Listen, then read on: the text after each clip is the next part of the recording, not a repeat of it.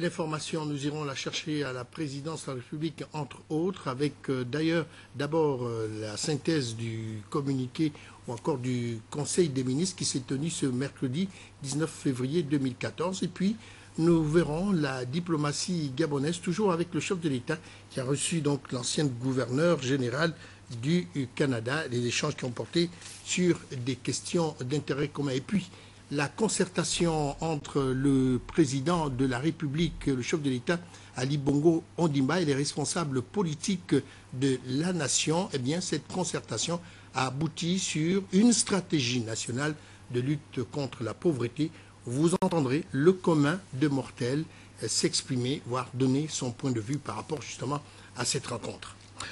Madame, Monsieur, bonsoir. Vous n'avez pas mal fait de choisir la première chaîne de télévision gabonaise pour vous informer. Et comme je vous le disais, nous allons directement à la présidence de la République où s'est déroulé aujourd'hui un conseil des ministres. Les travaux de ce tour de table gouvernemental étaient présidés par le président de la République, chef d'État, Ali Bongo Ondimba. Eh bien, pour la synthèse justement de ce Conseil des ministres, voici ce que nous a rapporté Ali Rajumba sur les images d'Hervé Mangumba, Lamper Mpori et Anissé Sambaboubou, presse présidentielle. C'est le deuxième conseil des ministres de l'année présidé par le chef de l'État Ali Bongo Ondimba après la nomination d'un nouveau gouvernement dirigé par le professeur Daniel Onondo. Un conseil des ministres qui s'est tenu au lendemain de la présentation de la stratégie de lutte contre la pauvreté au Gabon à la classe politique majorité et opposition par le chef de l'État. Autour du président de la République, Ali Bongo Ondimba, le gouvernement s'est vu une fois de plus rappeler ses missions, accélérer le rythme des réformes économiques, poursuivre sa diversification, accroître davantage l'investissement dans le secteur des infrastructures, mais aussi s'engager dans une voie de redistribution juste et plus équitable de la richesse, assurer une meilleure protection de bien-être au peuple gabonais et préparer un collectif budgétaire pour prendre en compte le nouveau pacte social. Les membres du Conseil des ministres ont également examiné plusieurs projets de texte inscrits à l'ordre du jour. On reste toujours à la présidence de la République et comme je vous le disais au sommaire de cette édition d'information, sitôt après le Conseil des ministres, Ali Bongo Ondimba a donc reçu l'ancien gouverneur général du Canada avec qui il s'est entretenu des questions d'intérêt commun. Cette fois-ci, voici ce que nous livre ici Bienvenue Miko sur les images d'Hervé Mangumba, Anissé Sambaboubou, toujours pour la presse présidentielle. La semaine de travail se poursuit au pas de charge pour le chef de l'État. Les retrouvailles avec l'ancien gouverneur général du Canada et chancelière de l'Université d'Ottawa ont permis de jeter un regard introspectif sur le processus de réforme en cours au Gabon et les perspectives d'avenir. Ça a été l'occasion pour moi d'une part de saluer et de présenter mes hommages au président de la République. J'avais, alors que j'étais gouverneur général et commandant en chef du Canada, reçu le président Omar Bongo, son excellence Omar Bongo, au sommet de la francophonie. Et je n'avais pas eu encore l'occasion de rencontrer son excellence Ali Bongo. Et donc, bien sûr, ce que j'ai trouvé extrêmement intéressant, c'est de voir la lancée et la détermination du Gabon sous l'autorité du président de la République pour vraiment en faire un acteur clé dans la région et vraiment être sur la lancée pour l'émergence et un développement bien ciblé. Et donc nous avons beaucoup parlé de ça et nous avons parlé aussi bien sûr du forum économique New York Forum. Et également de propositions au niveau du renforcement des compétences et des capacités, parce que je suis également chancelière de l'Université d'Ottawa. Nous avons un programme spécialement conçu pour les pays de la francophonie. Le constat est positif et certainement élogieux, mais surtout prometteur pour l'avenir du pays et des échanges avec le Canada. Michael Jean a quitté la capitale gabonaise au terme de cet entretien.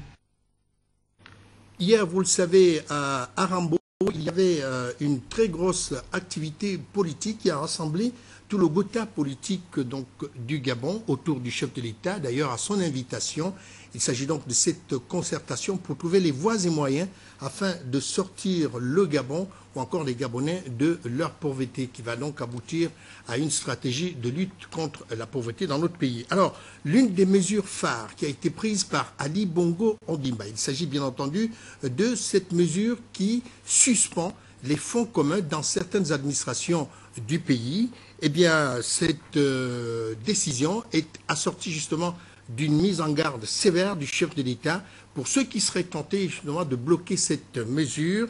Eh bien, c'est ici aussi l'une des preuves de sa philosophie de sanction contre toute démarche d'entrave donc à son action. Alors, la presse présidentielle, et cette fois, c'est la voix de Sébastien Toutoum. Makoko, mars 2011, arrivée du chef de l'État dans le cadre de cette tournée républicaine.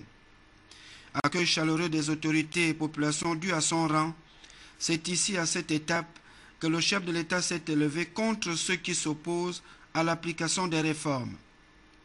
L'histoire a retenu ce qui a été appelé la déclaration de Makoko. Tout le monde dans ce pays a critiqué une certaine façon de faire. Tout le monde a critiqué la corruption, les détournements, le tribalisme, le népotisme. Tout le monde a critiqué. N'est-ce pas? Alors, comment se fait-il que l'on constate encore dans notre pays, dans nos administrations, qu'il y a encore des cas de népotisme, de tribalisme et d'autres combines? Alors, vous voulez que je mette à ça? Mais vous voyez comment vous êtes ridicule. Et quand maintenant je vais commencer à prendre des sanctions, on va commencer à me dire, oui, mais président, Yali, c'est pas grave. C'est pas grave, c'est la politique. Parce qu'au Gabon, quand on va subir des sanctions, on dit c'est la politique. Mais nous allons maintenant instaurer une autre politique, c'est la politique des sanctions. Et ça aussi, ça va être de la politique. Les réformes et les décisions qui les accompagnent sont bien difficiles à accepter par tout le monde, mais pour le chef de l'État, tant que ces mesures vont dans l'intérêt de l'ensemble de la communauté, elles doivent ni plus ni moins être appliquées. Il nous faut donc absolument réorganiser notre système de rémunération afin, je le répète encore, d'introduire plus de justice, plus d'équité. Et c'est pourquoi,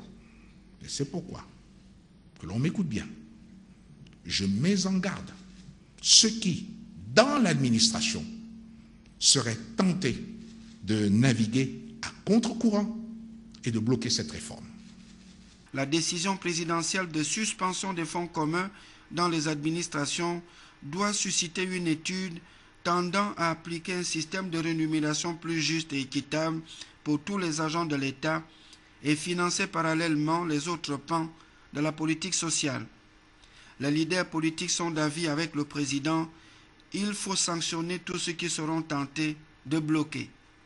Il faut savoir présider et savoir aussi punir, parce que on doit savoir que la parole du chef est sacrée et que lorsqu'il a donné sa parole, on doit savoir l'exécuter. Avec de nombreux exemples vécus depuis 2009, la mise en garde des administrateurs véreux par le chef de l'État est une sorte de rappel que le président reste fidèle à sa philosophie, punir les réfractaires aux réformes engagées. Alors, il faut dire simplement que la grande rencontre d'hier entre la classe politique nationale autour du chef de l'État a été donc une grande initiative ou encore une initiative salutaire. Et cette initiative qui a donc débouché sur un grand moment de communication, d'échange et de partage, suivant un peu ce que nous a rapporté notre reporter ou encore notre analyste Yves Oyono sur des images de Francis Ngomo. La traque contre la pauvreté au Gabon est lancée. Au moment où les Gabonais sont donc tous invités à se mettre au niveau de ce combat qui impose une implication commune, nombreuses sont les voix qui s'élèvent déjà. Certaines mesures en gestation feraient peur.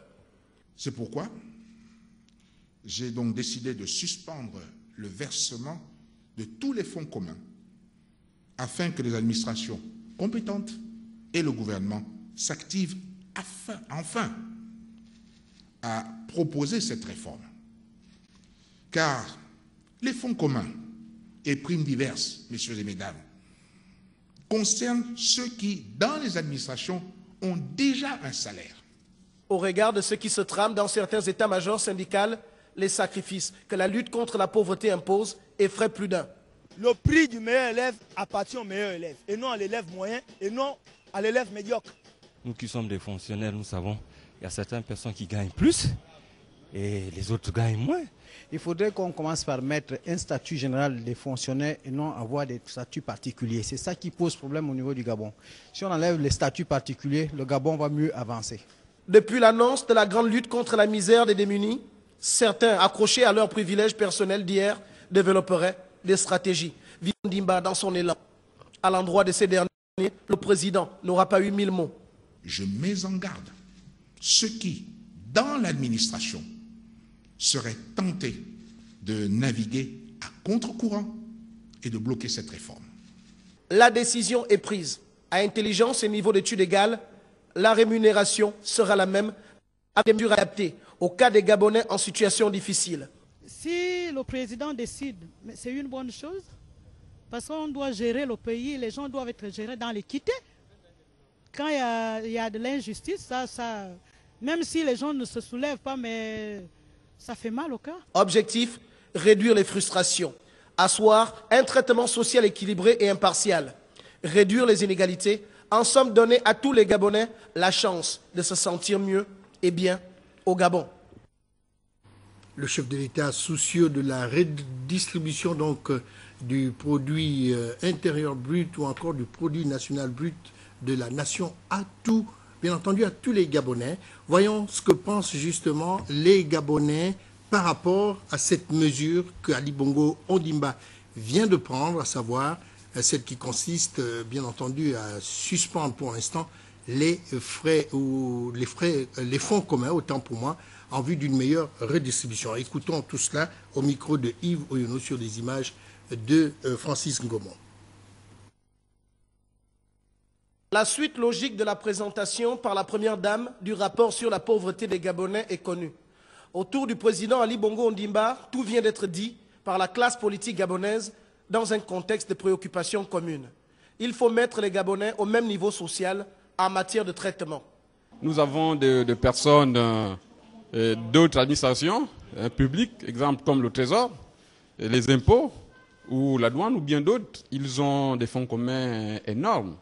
Exemple, quelqu'un qui en a, ici au TP, il a un certain avantage comme des fonds communs, mais celui qui est au Trésor, il a plus, et pourtant ils sont tous en a. Il a peut-être 2 millions, 3 millions, mais c'est trop. Et celui de TP en a, quand il n'a pas de responsabilité, il a peut-être 350, c'est minable. À la question de savoir si tous les Gabonais sont prêts à assumer les mesures qui s'imposent, les avis sont partagés. Pour préparer les gens, effectivement, parce que quand on surprend comme ça, c'est compliqué, bien sûr. C'est vrai que, bon, ceux qui en avaient, même si on a suspendu, eux, ils n'ont pas de problème. Mais ceux qui sont en bas. Pourquoi c'est certains qui bénéficient des fonds communs? Au début, on savait que c'était des régies financières qui bénéficiaient des fonds communs. Apparemment, ça c'est tant dans tous les ministères. Mais qu'on est dans tout le monde, comme ça, au moins, ce sera égal. Si le président le fait, c'est qu'il a une raison. Et s'il le fait, c'est que derrière, il y a quelque chose qui va arriver. Au Gabon, 95 000 foyers seraient touchés par la pauvreté. Les mesures efficaces s'imposent et le président souhaite mettre en place une politique de distribution qui repose sur des bases claires et qui ne souffre d'aucune contestation fantaisiste. On en veut pour exemple la suspension des FC, les fameux fonds communs. Ah non, tout le monde doit profiter en tant que fonctionnaire, donc il faut une répartition équitable. Donc nous attendons jusqu'à la concrétisation de cette décision. Je ne suis pas fâchée. Bon, c'est pas ce qui compte en fait. Quand on travaille, c'est pas tant comment dire, les fonds communs. Nous avons déjà une rémunération, ça nous suffit. Les fonds communs, on nous enlève ou on les garde. Bon, c'est toujours notre avantage si on les garde. En tout cas. Mais c'est tout le monde. En fait, s'ils veulent bien, qu'ils harmonisent, mais pas couper. Ils ne peuvent pas couper. Les Gabonais vont vivre comment? Oui, il y a les gens qui se sont engagés dans les tontines, qui ont des crédits par fonds communs. Ça surpris tout le monde. Oui, peut-être c'est ça, peut-être c'est sa vision qu'il veut que chaque Gabonais puisse avoir quelque chose. C'est pour cela qu'il veut supprimer ce genre de... supprimer les primes de certaines personnes parce qu'il y a certains ministères qui ont plusieurs primes par rapport à d'autres. À l'unisson, les Gabonais touchés par la pauvreté applaudissent ce processus de dialogue. Ils apprécient cette stratégie de combat amorcée contre la pauvreté. Mieux, vivent le démantèlement de ces réseaux qui freinent la machine, avec pour seule ambition la préservation des intérêts financiers personnels. Car dans une république comme la nôtre, il ne pourrait avoir d'un côté ceux qui mangent et de l'autre ceux-là qui sont condamnés à bâiller éternellement. Le Gabon doit changer et nous aussi. Comme qui dirait, vous avez voulu le changement, ne quittez pas, restez en ligne. Voilà, nous y reviendrons au cours de nos prochaines éditions sur un certain nombre de pans concernant justement cette concertation, comme je le disais tantôt, qui a abouti donc à la lutte nationale ou encore à la stratégie de lutte nationale contre la pauvreté. Le Gabon est également engagé dans la recherche de la paix en Centrafrique. La preuve, c'est que le ministre de la Défense nationale, j'ai cité Ernest Mpoué Epiga, a accordé une audience au Premier ministre centrafricain André Nzapa Yeke. C'était donc à son cabinet. La substance de cette entrevue avec Jacques Massamam et Ngandias Gérard de la RTG Chaîne 2.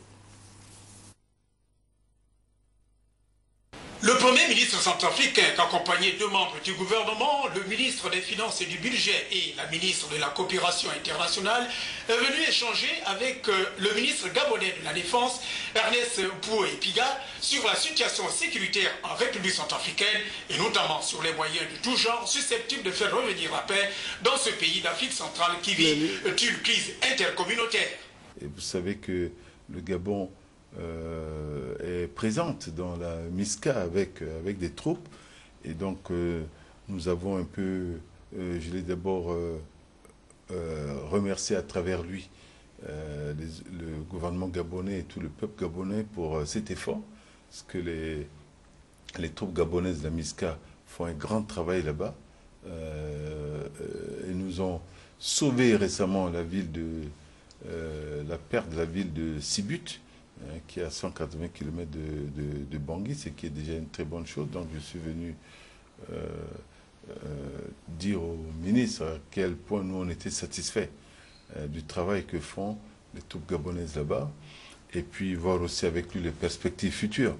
Vous savez que la MISCA est appelée à évoluer. Il y a eu beaucoup d'annonces à Addis Abeba récemment pour apporter un appui à la MISCA. Et j'étais agréablement, j'apprends avec beaucoup de plaisir que le Gabon va renforcer sa présence dans la MISCA. Je voulais dire surtout que la solution, c'est surtout dans le dialogue politique. C'est dans le dialogue avec tout le monde. Nous sommes des filles et des fils de ce pays. Aujourd'hui, il y a un gouvernement qui est un gouvernement, si vous voulez, d'ouverture, qui est un gouvernement qui n'est pas un gouvernement d'autiste, qui est à l'écoute de la population. Il faut qu'on s'assied à table et qu'on discute. C'est très rassuré et satisfait des conclusions de cette visite que la délégation centrafricaine a quitté le ministère de la Défense. Nous recevons un invité dans cette édition d'information. Vous savez que le Gabon est également soucieux d'améliorer les conditions de circulation aérienne. Eh bien, c'est pour cette raison que M. Bibunza Boissa Bruno, je le présume, chargé donc du contrôle en route à la SECNA, je pense que c'est pour cette raison que vous êtes là ce soir. Je pense bien, M. Mathieu. Voilà. Alors, qu'est-ce qu'on peut dire? Qu'est-ce qui anime la SECNA aujourd'hui de mettre en place cet élément ou encore ce contexte qui prévaut pour le contrôle justement de la circulation aérienne. Oui, mais Monsieur Mathieu Komba, je pense que le Gabon a un déficit en contrôleurs et pour cela, nous lançons des tests de sélection pour les contrôles de la circulation aérienne et puis ces tests se dérouleront du 25 au 26 mars de 2014. Alors quels sont les critères qui sont mis en place pour pouvoir... Oui, les critères sont être titulaire d'un diplôme universitaire scientifique. C'est-à-dire scientifique, c'est-à-dire est-ce qu'il faut avoir un bac, je veux dire, F1, F2, F3 également, scientifique, ou encore un bac D, bac C, plus 2 années d'études scientifiques ou technologiques, et minimum, pour prétendre à passer ce test de sélection. Alors, finalement, le concours se déroule quand? Il se déroule du 25 au 26 mars 2014. Et il y a 2 matières, donc un test psychotechnique, ensuite 2 tests d'anglais, oral, face-to-face, et un QCM. Qu'est-ce que ça veut dire face-to-face? Parce que les Gabonais ne comprennent pas tous l'anglais comme vous et moi.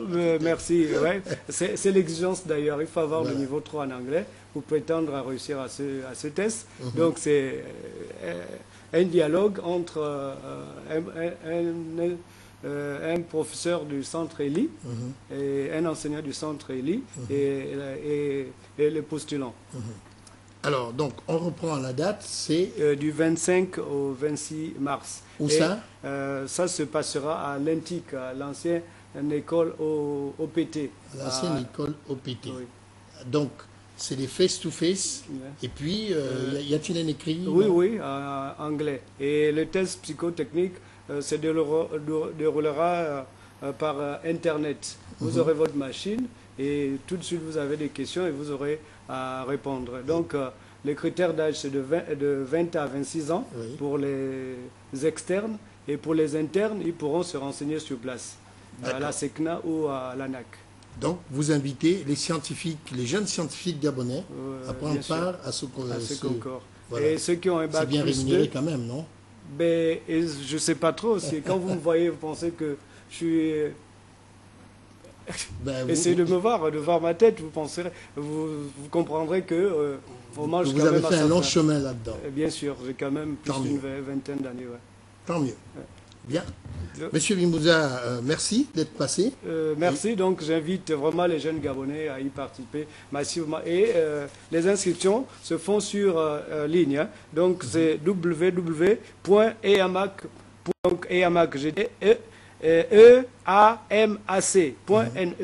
Donc, vous allez sur le site, vous vous inscrivez. Et si vous avez d'autres renseignements, vous vous rapprochez de la SECNA, voir le chef unité personnelle Saint-Charles, ou à l'ANAC, l'Agence nationale de l'aviation civile, vous rencontrez Madame Obélé qui pourra vous donner plus d'amples renseignements. D'accord. Bien. Tout le monde est donc averti, informé, sensibilisé. Il ne reste plus qu'à faire la démarche qui consiste à aller à l'ANAC pour s'inscrire. Vous restez avec nous juste le temps de vous dire que le représentant zone pour le Gabon et Sao Tomé et Principe, Jacques Boyer, pour le compte de l'UNICEF, a été reçu en audience par le ministre de la Santé, le professeur Mengue Mungwan, au centre donc des échanges des questions de coopération dans le domaine de la santé. Voyons le reportage de Paulin Siaki sur des images de Jean de Dieu Mambondo. Nommé à la tête du ministère de la Santé, Fidèle Mengue Mungwan multiplie les contacts avec les partenaires au développement et les organisations onusiennes. Objectif, mettre en place un socle sur lequel vont reposer les stratégies de soins de santé pour la mise en œuvre de la santé préventive et de la santé de proximité.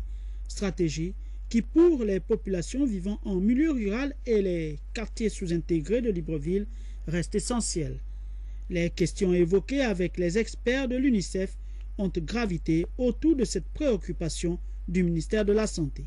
Cette audience m'a permis de m'entretenir sur la coopération en cours entre le gouvernement du Gabon et l'UNICEF autour de la santé maternelle et infantile.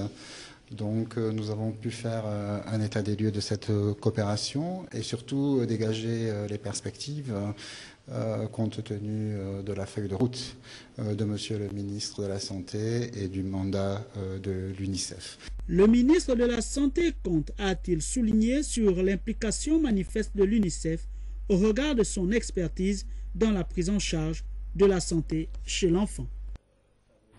On va aussi parler donc de cet atelier des experts de la CEMAC qui se tient à Libreville. Cette rencontre préparatoire donc à la conférence ministérielle de lancement de la mise en œuvre de la politique pharmaceutique commune. C'est dans ce reportage d'Ahmed Mouyaka sur les images de la RTG chaîne 2 que je vous invite à regarder. Les États membres de la CEMAC, soucieux d'améliorer la santé de la population, formulent la politique pharmaceutique commune dont le but principal est de contribuer à l'amélioration de l'accès aux services de santé en mettant à la disposition de l'ensemble de la population des produits pharmaceutiques sûrs, efficaces, de bonne qualité et à moindre coût. Le présent atelier des experts est le dernier atelier préparatoire avant l'organisation de la grande conférence de lancement de la mise en œuvre de la politique pharmaceutique. Il s'agit donc ici de finaliser et de valider le travail abattu jusqu'à ce jour par les experts des différents pays membres de la CEMAC. Aujourd'hui, le plan de mise en œuvre 2014-2018 et le plan d'action prioritaire 2014-2015 de la politique pharmaceutique commune sont disponibles et soumis à votre examen pour approbation et appropriation avant leur transmission au Conseil des ministres de la Santé de la CEMAC. Il est également question d'une approche participative faisant intervenir des responsables de la pharmacie, des experts multidisciplinaires de la sous-région ainsi que les partenaires pour un appui technique. Ce travail auquel le ministre de la Santé attache du prix devra contribuer, s'il n'en est besoin de le rappeler, à l'amélioration de la santé des populations. La politique pharmaceutique, faut-il le rappeler, constitue une plateforme et un cadre d'échange permettant de rapprocher les experts et de contribuer ainsi à l'amélioration de la santé des populations de notre sous-région, grâce notamment à la mise en place d'un certain nombre de mécanismes et d'instruments juridiques garantissant la disponibilité, l'accessibilité et la réduction du coût des produits pharmaceutiques. Ainsi, la politique pharmaceutique commune engage une dynamique régionale qui apporterait son concours dans le domaine des autorisations de mise sur le marché des systèmes d'assurance, qualité d'approvisionnement et de coûts, de développement des ressources humaines, de la législation, de réglementation et de la pharmacovigilance, etc. Parlons à présent donc du comité technique de la commission régionale des pêches du golfe de Guinée qui vient de convoquer sa 8e réunion. Elle a été essentiellement axée sur le chronogramme de travail de l'année 2014. Je ne vous en dis pas plus. Voici donc le reportage de Basile Bigwaou Mikala sur les images d'Yvette Okosa. Le comité technique de la commission régionale des pêches du golfe de Guinée a organisé sa 8e réunion axée essentiellement sur le programme de travail de l'année 2014 et le budget qui l'accompagnera. Au cours de ces assises, le président du comité technique a saisi cette opportunité pour magnifier le rôle de la pêche dans l'économie des pays en développement. La pêche joue actuellement un rôle important dans au produit intérieur brut, selon les niveaux d'organisation de chaque pays.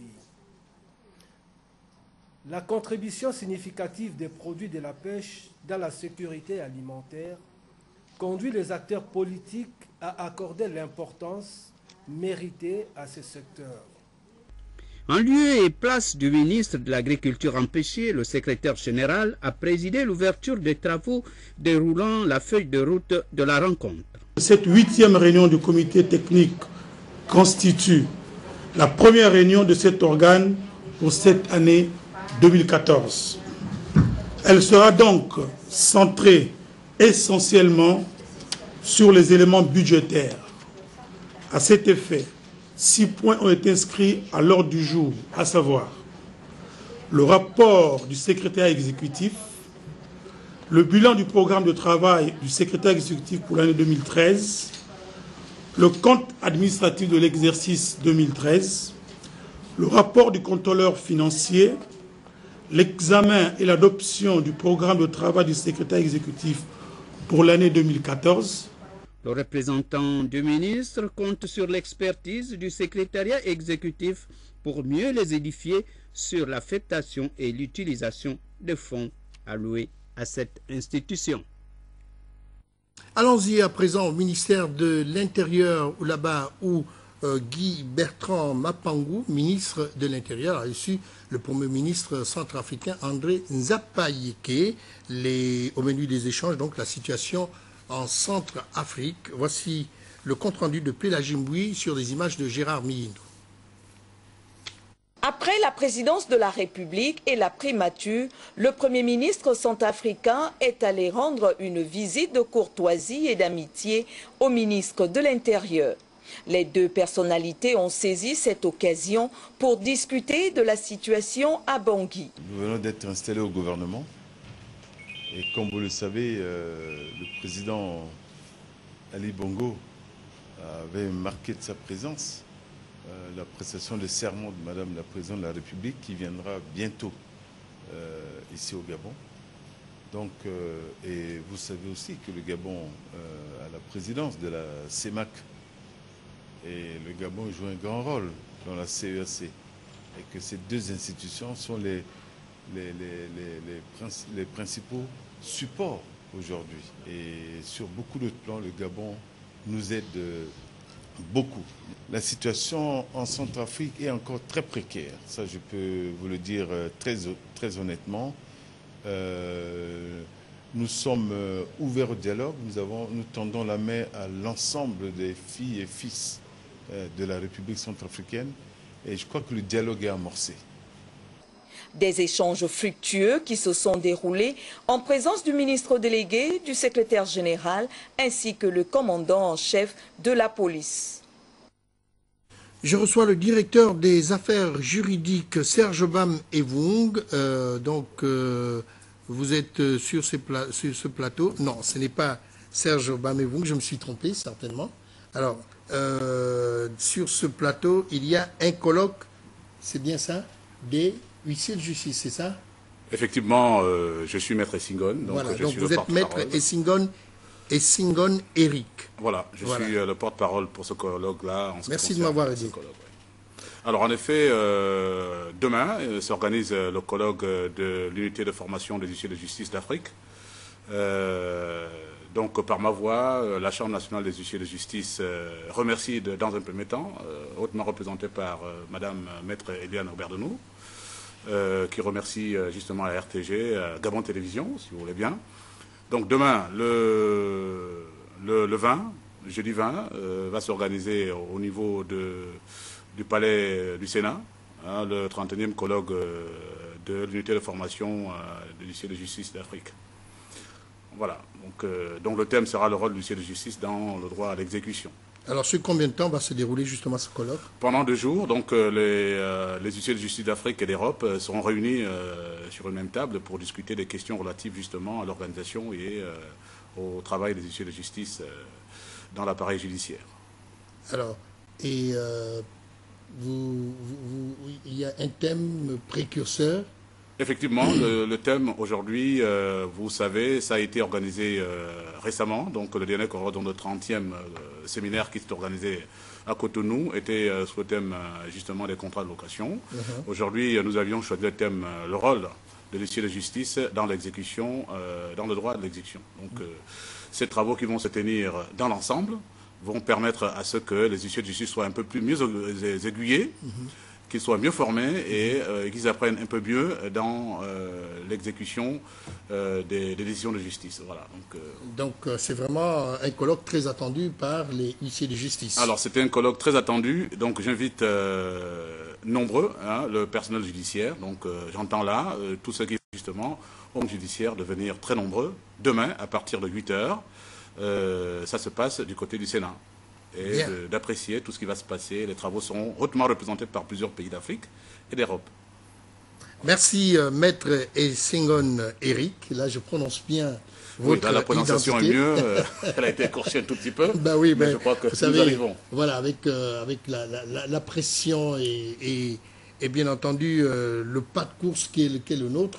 Donc vous voyez qu'on peut, et vous ne nous en tirez pas rigueur d'ailleurs, pour cette prononciation un peu écorchée. Non, je n'en tiens pas rigueur. Tout simplement, je remercie Gabon Télévision pour cette invitation et j'espère très bien que par ma voix, les confrères et tous ceux qui participent au monde judiciaire vont devoir demain se présenter justement au Sénat, au Palais du Sénat, à partir de 8h et les travaux vont se poursuivre pendant 2 jours, au terme duquel il y aura beaucoup d'enseignements, il y aura beaucoup de participation et ce sera enrichissant.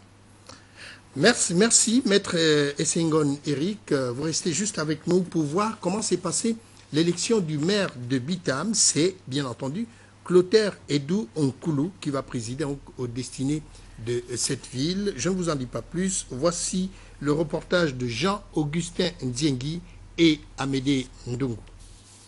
C'est la salle de réunion de l'hôtel de ville de la commune de Bitam qui a abrité le scrutin relatif à la mise en place des membres du conseil municipal de cette localité de l'extrême nord du pays. Supervisé par le préfet du département d'Untem, après le rappel des dispositions relatives au vote, c'est René Ndemezo bien en sa qualité de conseiller le plus âgé qui a présidé la séance. 2 candidats briguaient le poste de maire central, l'un pour le compte du Parti démocratique gabonais et l'autre pour la liste des indépendants.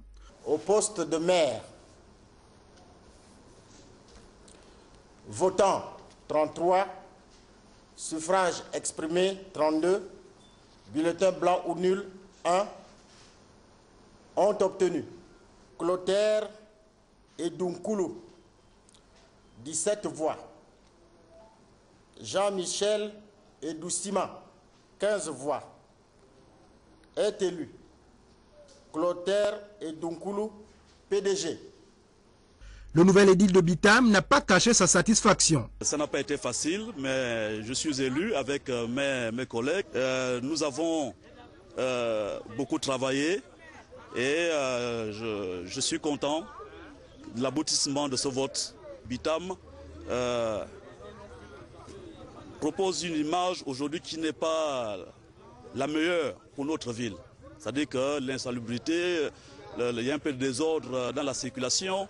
Il y a vraiment l'incivisme au niveau des populations. Je pense que nous devons commencer par bien travailler au niveau de la communication, sensibiliser les populations et mettre en place des mécanismes qui nous permettront de régler ces problèmes qui se présentent devant nous. Le membre du bureau politique du PDG se félicite également du triomphe de son parti dans cette localité. Au terme de ces élections locales, l'autre motif de satisfaction, c'est que dans la province du Wollentem, Bitam reste l'une des grandes villes au mai du Parti démocratique gabonais. Et c'est donc un sentiment légitime de satisfaction.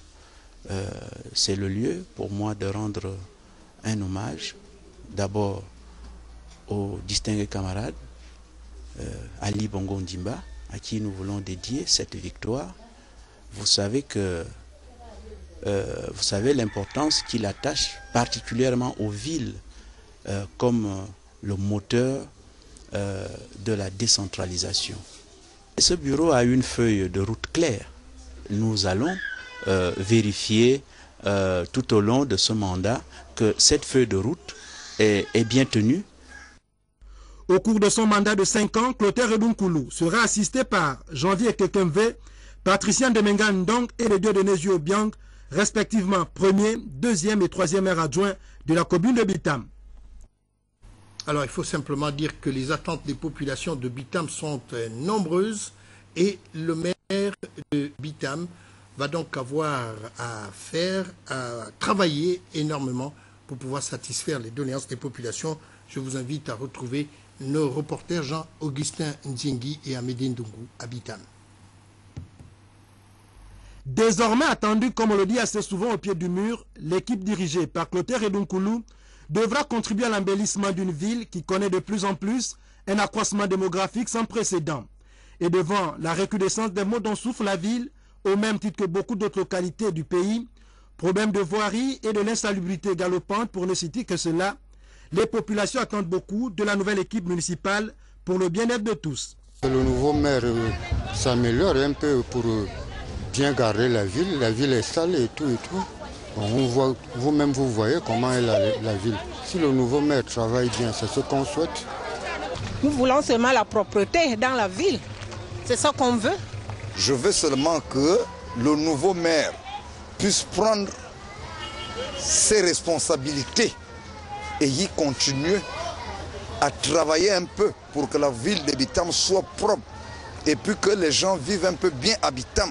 Moi, en tant que citoyen de Bitam, tout ce que je souhaite, c'est que le nouveau maire qui vient d'être installé puisse aménager la ville, entretenir la ville comme il le faut, parce que ça fait pratiquement...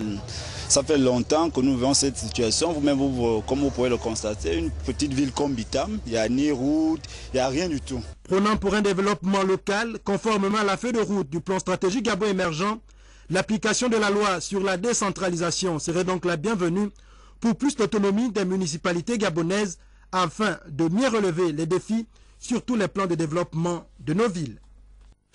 Voilà, on en vient à notre troisième invité. Tout à l'heure, je prononçais son nom. Il s'agit de Serge Obam-Evon, qui est directeur des affaires juridiques au CGC, c'est-à-dire le Conseil gabonais des chargeurs. Bonsoir, monsieur. Bonsoir. Alors, vous avez le Conseil gabonais des chargeurs à un gros événement. Est-ce que vous pouvez nous le décliner assez rapidement dans ce studio? Je viens ici effectivement pour annoncer le séminaire qui s'ouvre demain sur les règles de Rotterdam. Ce séminaire est organisé par le Conseil gabonais des chargeurs.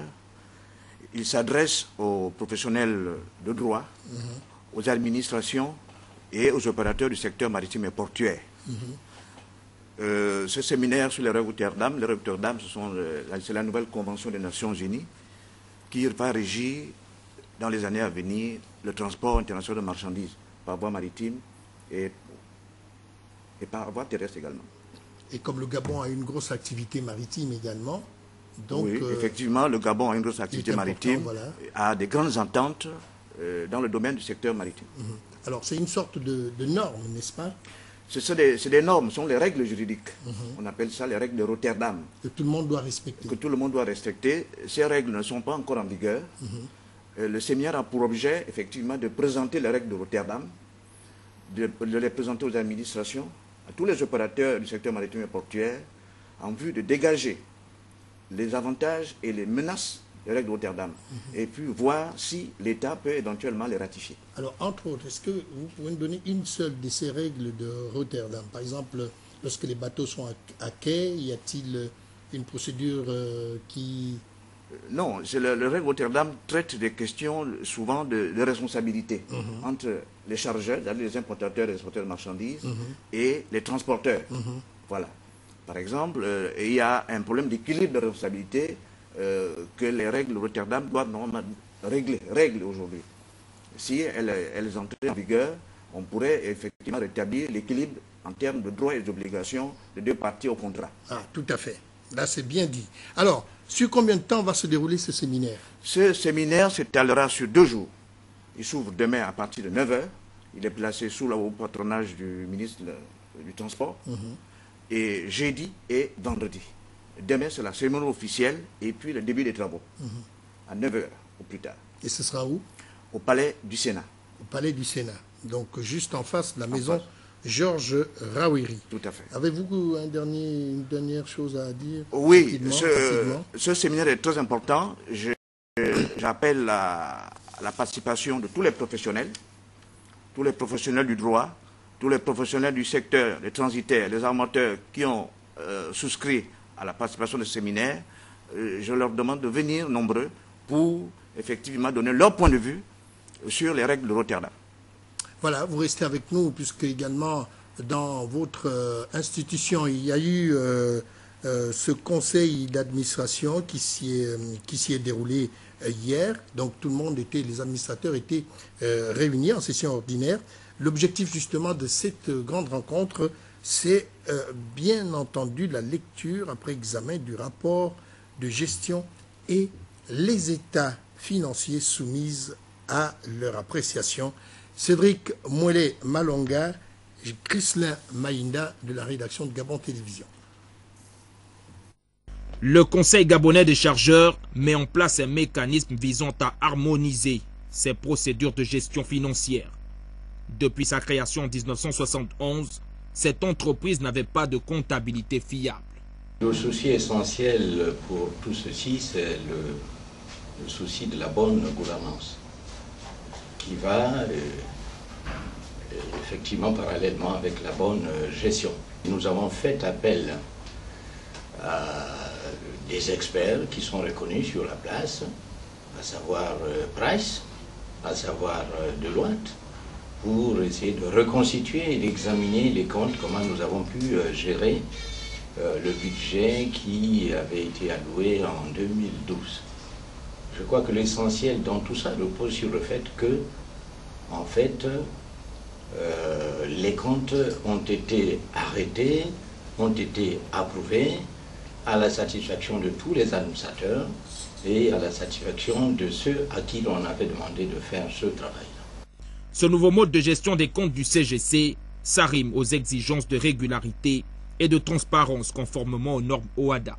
Il y avait des choses qui n'avaient pas été arrêtées de manière complètement formelle et aujourd'hui, le travail bénéfique effectivement de la direction générale nous amène à avoir aujourd'hui des outils comptables et d'analyse pour savoir exactement ce qui se passe dans la société. Donc il y avait une comptabilité, mais bon maintenant ça s'est formalisé par un arrêté commissaire et puis surtout donc un regard plus constructif de la part des administrateurs. Les comptes du CGC désormais reconstitués, sa direction générale dans sa volonté de gérer dans la transparence entend se soumettre aux exigences de contrôle des informations comptables. Voilà, Madame, Messieurs, nous sommes arrivés au terme de cette édition d'information. Retenez simplement qu'il y a eu un conseil des ministres présidé par le chef de l'État, Ali Bongo Ondimba, qui a réussi en audience également l'ancienne gouverneure générale du Canada. Et puis, vous avez le match comptant pour la Champions League qui oppose en ce moment Bayern de Munich à Arsenal. Je dis bien Arsenal. Bayern de Munich contre Arsenal. Vous allez suivre ça tout à l'heure.